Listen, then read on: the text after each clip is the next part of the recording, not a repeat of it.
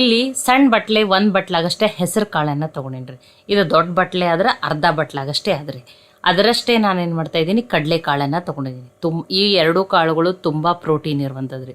ಈಗ ಈ ಕಾಳನ್ನು ಏನು ಮಾಡ್ತಾ ಇದ್ದೀನಿ, 1 ಬಾರಿ ಇಲ್ಲಿ ತೊಳೆದ್ಬಿಟ್ಟು ತೋರಿಸ್ತಾ ಇದ್ದೀನಿ. ಇನ್ನೊಂದು 2 ಬಾರಿನೂ ಇದನ್ನ ನೀರನ್ನು ಹಾಕಿಬಿಟ್ಟು ತೊಳೆದ್ಬಿಟ್ಟು ತೊಗೋತೀನಿ ರೀ. ಈಗ ಈ 2 ಕಾಳನ್ನು ಇಲ್ಲಿ ನಾನು ರಾತ್ರಿಯನ್ನು ನೆನೆಸಿಡ್ತಾ ಇದ್ದೀನಿ. ಈಗ ಇವು 2 ಕಾಳು ನೆನೆಲಿ ರೀ. ಬೆಳಗ್ಗೆ ಇದನ್ನು ನೋಡೋಣ. ನೋಡಿ, ಬೆಳಗ್ಗೆ ಆಗ್ಯದ್ರಿ. ಕಡಲೆಕಾಳು, ಹೆಸರು ಕಾಳು ತುಂಬಾ ಚೆನ್ನಾಗಿ ನೆಂದದ. ನೋಡಿ, ನೀವು ಇದನ್ನು ಸಾಯಂಕಾಲ ಮಾಡ್ತಿದ್ರೆ ಬೆಳಗ್ಗೆ ನೆನೆಸಿಡ್ರಿ, ಅಥವಾ ಬೆಳಗ್ಗೆ ಬ್ರೇಕ್ಫಾಸ್ಟಿಗೆ ಮಾಡ್ಕೋತಿದ್ರಿ ಅಂದ್ರೆ ಇದನ್ನು ರಾತ್ರಿ ನೆನೆಸ್ಬಿಟ್ಟು ತೊಗೋರಿ. ಈಗ ಇದ್ರೊಳಗೆ ನೀರನ್ನು ಕಂಪ್ಲೀಟಾಗಿ ತೆಗೆದ್ಬಿಟ್ಟು ತೊಗೋತೀನಿ ರೀ. ನೀರು ಏನೂ ಇರಬಾರ್ದು, ಆ ರೀತಿ ಏನು ಮಾಡಿರಿ ತೆಗೆದ್ಬಿಟ್ಟು ತೊಗೊಂಡಿದ್ದೀನಿ ನೋಡಿರಿ. ಈಗ ಈ ಕಡಲೆಕಾಳು, ಹೆಸರು ಕಾಳನ್ನು ಏನು ಮಾಡ್ತೀನಿ, ಮಿಕ್ಸಿ ಜಾರಿಗೆ ಹಾಕೋತೀನಿ ರೀ. ನೋಡಿ, ನೀರನ್ನು ಉಳಿಸ್ಬೇಡ್ರಿ, ಚಂದಂಗಿ ನೀರನ್ನು ತೆಗೆದ್ಬಿಟ್ಟನೆ ತೊಗೋರಿ. ಈಗ ಇದಕ್ಕೆ ಉಳಿದಿರುವ ಸಾಮಗ್ರಿಗಳನ್ನ ಹಾಕೋಣ. ಒಂದು 5 ಮೆಣಸಿನ್ಕಾಯಿನಾಗ ಹಾಕ್ತಾ ಇದ್ದೀನಿ. ಖಾರ ನೀವು ಏನು ಮಾಡಿರಿ ನೋಡಿಬಿಟ್ಟು ಹಾಕೋರಿ, ನಿಮಗೆ ಎಷ್ಟು ಬೇಕೋ ಅಷ್ಟೇ. ಇದಕ್ಕೊಂದು 9 ಬೆಳ್ಳುಳ್ಳಿ ಹೆಸರನ್ನು ಹಾಕ್ತಾಯಿದ್ದೆ. ಸ್ವಲ್ಪ ಬೆಳ್ಳುಳ್ಳಿ ಜಾಸ್ತಿ ಇದ್ರೆ ಟೇಸ್ಟ್ ಚೆನ್ನಾಗಿ ಬರ್ತದೆ, ಅದಕ್ಕೆ ನಾನು ಅಷ್ಟು ಹಾಕಿ. ಇಲ್ಲ ನಮ್ಮ ಬೆಳ್ಳುಳ್ಳಿ ಜಾಸ್ತಿ ಸೇರಲ್ಲ ಅನ್ನೋರು ಒಂದು 3-4 ಹೆಸರಾಗಷ್ಟೇ ಹಾಕಿರಿ. ಸ್ವಲ್ಪ ಹಸಿ ಶುಂಠಿಯನ್ನು ಹಾಕಿದ್ದೀನಿ. ಅರ್ಧ ಟೀ ಸ್ಪೂನಾಗಷ್ಟೇ ಜೀರಿಗೆನ ಹಾಕೊಂಡು ಫಸ್ಟ್ ಇದನ್ನು ಹಾಗೆ ಗ್ರೈಂಡ್ ಮಾಡಿಬಿಟ್ಟು ಆಮೇಲೆ ಸ್ವಲ್ಪ ನೀರನ್ನು ಹಾಕಿಬಿಟ್ಟು ನುಣ್ಣಗೆ ರುಬ್ಕೊಂಡು ತೊಗೋರಿ. ಎಷ್ಟು ನೀರು ಕಡಿಮೆ ಹಾಕಿನೇ ನೀವೇನು ಮಾಡಿರಿ ನುಣ್ಣಗೆ ರುಬ್ಕೊಂಡು ತೊಗೋರಿ. ಒಮ್ಮೆಲೆ ಜಾಸ್ತಿ ನೀರನ್ನು ಹಾಕ್ಕೊಂಡು ರುಬ್ಕೊಂಡು ತೊಗೋಬೇಡ್ರಿ, ಫೈನ್ ಪೇಸ್ಟ್ ಆಗಲಿ. ಯಾಕೆ ನೀರನ್ನು ಕಡಿಮೆ ಹಾಕ್ಬೇಕಂತ ಹೇಳಿ ನಾನು ನಿಮಗೆ ಆಮೇಲೆ ಹೇಳ್ತಿದ್ದೀನಿ. ಈಗ ಇದನ್ನು ನುಣ್ಣಗೆ ರುಬ್ಕೊಂಡು ತೊಗೊಂಡಿದ್ದೀನಿ. ಈಗ ಇದನ್ನು ಏನು ಮಾಡ್ತಾ ಇದ್ದೀನಿ, ಬೇರೆ ಪಾತ್ರೆಗೆ ಹಾಕೋತಾ ಇದ್ದೀನಿ ನೋಡಿರಿ. ತುಂಬ ಸಿಂಪಲ್ ಅದ್ರಿ, ಮನೆಯಲ್ಲಿರುವ ಬೇಸಿಕ್ ಸಾಮಗ್ರಿಗಳನ್ನ ಬಳಸಿ ಮಾಡ್ತಾ ಇದ್ದೀನಿ. ಈಗ ಇದಕ್ಕೆ ಏನು ಮಾಡೋಣ, ಉಳಿದಿರುವ ಸಾಮಗ್ರಿಗಳನ್ನ ಹಾಕೊಳ್ಳೋಣ ನೋಡಿರಿ. ಇದಕ್ಕೆ ತೊಳೆದು ಕಟ್ ಮಾಡಿ ಇಟ್ಕೊಂಡಿರುವಂಥ ಕೊತ್ತಂಬರಿ ಸೊಪ್ಪನ್ನು ಹಾಕ್ತಾ ಇದ್ದೀನಿ. ಇನ್ನೂ ಹೆಲ್ದಿ ಇರಲಿ, ಐರನ್ ರಿಚ್ ಇರ್ತದೆ ಅಂತ ಹೇಳಿ ಸಣ್ಣದಾಗಿ ಕಟ್ ಮಾಡಿ ಇಟ್ಕೊಂಡಿರುವಂಥ ಮೆಂತ್ಯ ಸೊಪ್ಪನ್ನು ಒಂದು ಅರ್ಧ ಬಟ್ಲು ಹಾಕ್ತಾ ಇದ್ದೀನಿ.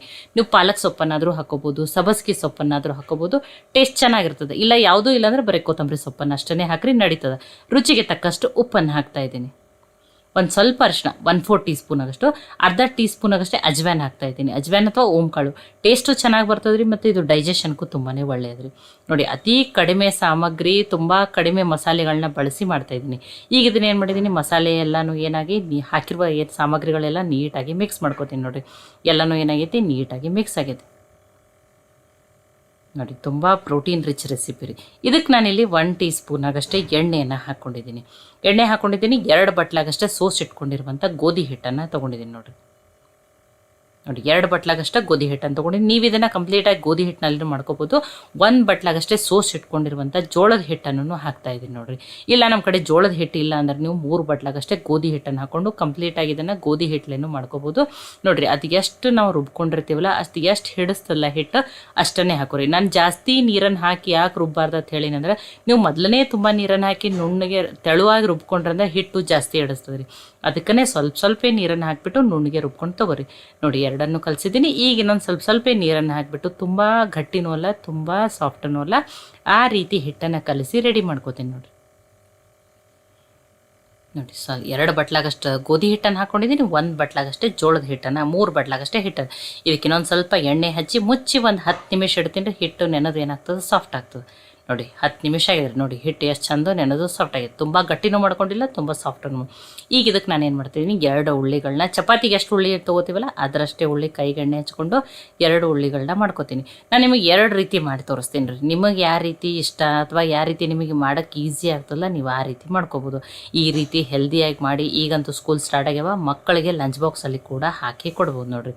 2 ಉಳ್ಳಿಗಳನ್ನ ಮಾಡ್ಕೊಂಡಿದ್ದೀನಿ. ಆಲ್ರೆಡಿ ಏನು ಮಾಡಿದ್ದೀನಿ, ತವೆಯನ್ನು ಕಾಯ್ಲಿಕ್ಕೆ ಇಟ್ಟೀನಿ ರೀ. ತವೆನೂ ಕಾಯ್ದದ, ಅದನ್ನು ಲೋ ಫ್ಲೇಮ್ದಲ್ಲಿ ಇಟ್ಟೀನಿ. ಈಗ ಇದನ್ನು ಲಟ್ಟಿಸ್ಬಿಟ್ಟು ತೋರಿಸ್ತೀನಿ ನೋಡಿರಿ. ನೋಡಿ, ಫಸ್ಟ್ ನಾನು ಏನು ಮಾಡ್ತಾಯಿದ್ದೀನಿ, ಇದು ಹೋಳಿಗೆ ಶೀಟನ್ನು ತೊಗೊಂಡಿದ್ದೀನಿ. ಇದ್ರ ಮೇಲೆ ಲಟ್ಟಿಸ್ಬಿಟ್ಟು ತೊಗೋತೀನಿ. ಇದಕ್ಕೂ ಜಾಸ್ತಿ ಎಣ್ಣೆ ಹತ್ತಲ್ಲ, ಅಗದಿ ಸ್ವಲ್ಪ ನೀವು ಶೀಟಿಗೆ ಎಣ್ಣೆ ಹಚ್ಚಿರ ಮುಗೀತ್ರಿ.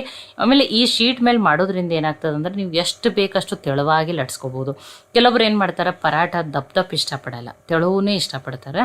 ಅದಕ್ಕೆ ಈ ಶೀಟ್ ಇರೋದ್ರಿಂದ ಏನಾಗ್ತದೆ, ನೀವು ಒಂದ್ಸಲ ನೋಡಿ ಇಷ್ಟು ಎಣ್ಣೆ ಹಚ್ಚಿ ತಿರುಗಿಬಿಟ್ಟು ಎಷ್ಟು ಬೇಕೋ ಅಷ್ಟು ತೆಳುವಾಗಿನೇ ಲಟ್ಸ್ಕೋಬೋದು ನೋಡಿ. ಇಲ್ಲಿ ನೀವು ಈ ಪಾಲಕ್ ಸೊಪ್ಪನ್ನು ಹಾಕಿದ್ದೀನಿ, ನಾನು ಇಲ್ಲಿ ಮೆಂತ್ಯ ಸೊಪ್ಪನ್ನು ಹಾಕಿದ್ದೀನಿ, ನೀವು ಪಾಲಕ್ ಸೊಪ್ಪನ್ನು ಹಾಕ್ಬೋದು.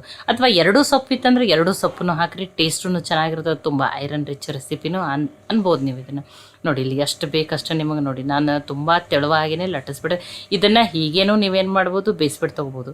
ಇನ್ನೂ ಟೇಸ್ಟ್ ಚೆನ್ನಾಗಿ ಬರಲಿ ಅಂತ ಹೇಳಿ ನಾನು ಸ್ವಲ್ಪ ಬಿಳಿ ಎಳ್ಳನ್ನು ಉದುರಿಸ್ಬಿಟ್ಟು ಮತ್ತು ಸ್ವಲ್ಪ ಲಟ್ಸ್ಕೋತೆ. ಇದನ್ನು ನೀವೇನು ಮಾಡ್ಬೋದು, ಬಿಳಿ ಎಳ್ಳನ್ನು ಈ ರೀತಿ ಬೇಡ ಅಂದರೆ ಹಿಟ್ಟಿನಲ್ಲಿ ಹಾಕಿಬಿಟ್ಟು ಕಲಿಸ್ಬಿಟ್ಟು ತೊಗೋಬೋದು, ನಡೀತದೆ ರೀ. ಎಳ್ಳು ಹಾಕಿರಿ, ಕ್ಯಾಲ್ಶಿಯಂ ರಿಚ್ ಇರ್ತದೆ, ಟೇಸ್ಟೂ ಚೆನ್ನಾಗಿ ಬರ್ತದೆ ನೋಡಿ ಈಗ ತೆವೆನೂ ಕೈಲಕ್ಕೆ ಇಟ್ಟಿದ್ದೆ. ಈಗ ಆ ಶೀಟ್ ಧರಿಸ್ಲೇ ಹಾಕೋದ್ರಿ. ಸ್ವಲ್ಪ ಬೇದ ಮೇಲೆ ಏನಾಗ್ಬಿಡ್ತದೆ, ಶೀಟನ್ನು ತಾನಾಗೆ ಶೀಟ್ ನೋಡಿರಿ ತಾನಾಗೆ ಬಿಟ್ಬಿಡ್ತದೆ. ನೋಡಿ ಒಂಚೂರು ಎಣ್ಣೆನೇ ಬೇಡ ಅಂದ್ರೆ ನೀವು ಇದನ್ನು ಹಾಗೇ ಬೇಯಿಸ್ಬಿಟ್ಟು ತೊಗೊರಿ. ಇಲ್ಲ ನಮ್ಗೆ ಎಣ್ಣೆ ಬೇಡ ಅಂದ್ರೆ ನೀವೇನೋ ಬೆಣ್ಣೆ ತುಪ್ಪನೂ ಹಚ್ಚಿಬಿಟ್ಟು ನೋಡಿ ತೆಳು ಇರ್ತದಲ್ಲ, ಬೇಗನೇನೋ ಬೇಯ್ದು ಬಿಟ್ಟಿರ್ತದೆ. ನೋಡಿ ತುಂಬಾ ಟೇಸ್ಟಿಯಾಗಿರ್ತದೆ. ನನ್ನ ರೀತಿಯಲ್ಲಿ ಒಮ್ಮೆ ಖಂಡಿತನೂ ಈ ರೀತಿ ಟ್ರೈ ಮಾಡಿ ನೋಡಿರಿ. ಒಂದನ್ನು ಈ ರೀತಿ ನೋಡಿ, ಶೀಟ್ ಇತ್ತಂದ್ರೆ ಈ ರೀತಿ ಲಟ್ಟಿಸ್ಬಿಟ್ಟು ತೆಳುವಾಗಿ ಲಟ್ಟಿಸ್ಬಿಟ್ಟು ಮಾಡ್ಕೊರಿ. ಇಲ್ಲ ನೀವು ನಮ್ಮ ಕಡೆ ಶೀಟು ಇಲ್ಲ, ಇಷ್ಟೂ ಎಣ್ಣೆ ಬೇಡ, ಶೀಟಿಗೂ ಎಣ್ಣೆ ಹಚ್ತೀವಂದ್ರೆ ನೋಡಿ ಅದೇ ಉಳ್ಳಿಯನ್ನು ತೊಗೊಂಡ್ಬಿಟ್ಟು ಗೋಧಿ ಹಿಟ್ಟನ್ನು ಹಚ್ಬಿಟ್ಟು ನೀವು ಸಣ್ಣ ಸಣ್ಣ ಅಷ್ಟು ದೊಡ್ಡ ಲಟ್ಸಕ್ಕೆ ಬರೋಲ್ಲ, ಕೆಲವ್ರಿಗೆ ಎಷ್ಟು ದೊಡ್ಡ ಲಟ್ಸಕ್ಕೆ ಬರೋಲ್ಲ ಅಂಥವ್ರು ಸಣ್ಣ ಇಷ್ಟಿಷ್ಟೇ ರೌಂಡ್ ಆಗಿ ಪುರಿ ಸೈಜದ್ದು ಅಷ್ಟನ್ನು ಲಟ್ಸ್ಕೊಬೋದು. ಅಥವಾ ಅದಕ್ಕಿಂತ ಒಂಚೂರು ದೊಡ್ಡವಾಗಿ ಲಟ್ಸ್ಕೊ. ಇದನ್ನು ಅಷ್ಟೇ ನೀವು ಪ್ಲೇನಾಗಿ ಹೀಗೇ ಲಟ್ಸ್ಕೊಬೇಡ್ರಿ. ಇಲ್ಲತ್ತಂದ್ರೆ ಇದಕ್ಕೂ ಸ್ವಲ್ಪ ಎಳ್ಳನ್ನು ಹಚ್ಚಿಬಿಟ್ಟು ಲಟ್ಸ್ಕೊಬೋದು. ನೋಡಿ ನಾನು 2 ರೀತಿ ಮಾಡೀನಿ. ಇಲ್ಲ ನಿಮಗೆ ಇದರಲ್ಲೇ ಟ್ರ್ಯಾಂಗಲ್ ಶೇಪ್ ಪರಾಟ ಅದು ಇಷ್ಟ ಅಂದ್ರೆ ನೀವು ಆ ರೀತಿನೂ ಲಟ್ಟಿಸ್ಬಿಟ್ಟು ತೊಗೋಬೋದು. ನೋಡಿ 2 ರೀತಿ ಲಟ್ಟಿಸ್ಬಿಟ್ಟು ತೋರಿಸಿದ್ದೀನಿ. ನಾನೊಂದು ಸ್ವಲ್ಪ ಎಣ್ಣೆ ಹಚ್ಚಿನೇ ಬೇಯಿಸ್ಕೊಂಡಿದ್ದೀನಿ. ನೀವು ಇಲ್ಲ ಅಂದ್ರೆ ಹಾಗೇ ತುಪ್ಪ ಬೆಣ್ಣೆನೂ ಹಚ್ಬಿಟ್ಟು ಬೇಯಿಸ್ಕೊಬೋದು. ಈಗ ಇದನ್ನು ಏನು ಮಾಡೋಣ್ರಿ, ಪ್ಲೇಟಿಗೆ ಸರ್ವ್ ಮಾಡಿ. ನೋಡಿರಿ 2 ಬೇಯಿಸ್ಬಿಟ್ಟು ತೊಗೊಂಡಿನಿ. ಇದನ್ನ ಮೊಸರು ಶೇಂಗಾ ಚಟ್ನಿ ಜೊತೆನೂ ಸರ್ವ್ ಮಾಡ್ಬೋದು. ಇಲ್ಲ ನಮ್ಮ ಉತ್ತರ ಕರ್ನಾಟಕದ ಇನ್ನೊಂದು ಸ್ಪೆಷಲ್, ಇದನ್ನು ಏನು ಮಾಡ್ತೀವಿ ನಾವು ಇದನ್ನು ತೊಗರಿಬೇಳೆ ಹಿಂಡಿ ಪಲ್ಯ ಅಂತಲೂ ಕರಿತೀವಿ, ಮೆಣಸಿನ್ಕಾಯಿ ಪಲ್ಯ ಅಂತಲೂ ಕರಿತೀವಿ. ತುಂಬಾ ಟೇಸ್ಟಿಯಾಗಿರ್ತದೆ. ಈ ರೀತಿ ಪರಾಟ ದಪಾಟಿ ಜೊತೆ ಅಂತೂ ಬೆಸ್ಟ್ ಕಾಂಬಿನೇಷನ್ ರೀ ಇದನ್ನು. ನಿಮಗಿದು ರೆಸಿಪಿ ಬೇಕಂದ್ರೂ ಕಮೆಂಟ್ ಮಾಡಿ ತಿಳಿಸ್ರಿ, ನಾನು ಮಾಡಿಬಿಟ್ಟು ತೋರಿಸ್ತೀನಿ. ನೋಡಿ ನಾನು 2 ತೆಳುವಾಗಿ ಲಟ್ಸ್ಕೊಂಡಿದ್ದೀನಿ, ಆ ರೀತಿನೂ ಲಟ್ಸ್ಕೊಂಡಿದ್ದೀನಿ. ನೋಡಿ ಮತ್ತು ಪರಾಟ ನೋಡಿರಿ ಎಷ್ಟು ಸಾಫ್ಟಾಗಿ ಬಂದಾವೆ. ಇಡೀ ದಿನ ಇಟ್ಟರೂ ಇಷ್ಟೇ ಸಾಫ್ಟ್ ಆಗ್ತಾವೆ.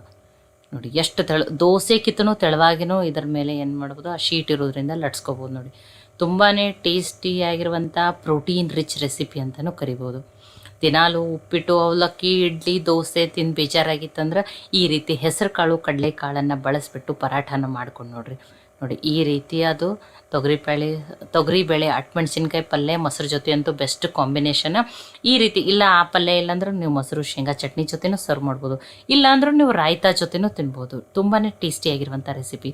ಈ ಪರಾಠ ರೆಸಿಪಿ ನಿಮ್ಗೆ ಇಷ್ಟ ಆಗಿತ್ತಂದ್ರೆ ಲೈಕ್ ಮಾಡಿ, ಶೇರ್ ಮಾಡಿ, ಕಮೆಂಟ್ ಮಾಡಿರಿ. ಖಂಡಿತನೂ ಟ್ರೈ ಮಾಡಿ ನೋಡಿರಿ.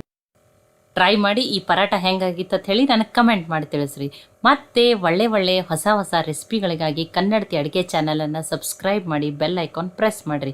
ಈ ವಿಡಿಯೋನ ಹೈಪ್ ಮಾಡಿರಿ. ಇದು ಇನ್ನೂ ಜಾಸ್ತಿ ಜನಕ್ಕೆ ರೀಚ್ ಆಗ್ತದೆ. ಮತ್ತೊಮ್ಮೆ ಎಲ್ಲರಿಗೂ ಧನ್ಯವಾದಗಳು. ಮತ್ತೆ ನಾಳೆ ನಿಮ್ಮ ಜೊತೆ ಹೊಸ ರೆಸಿಪಿ ಜೊತೆ ಸಿಗೋಣ.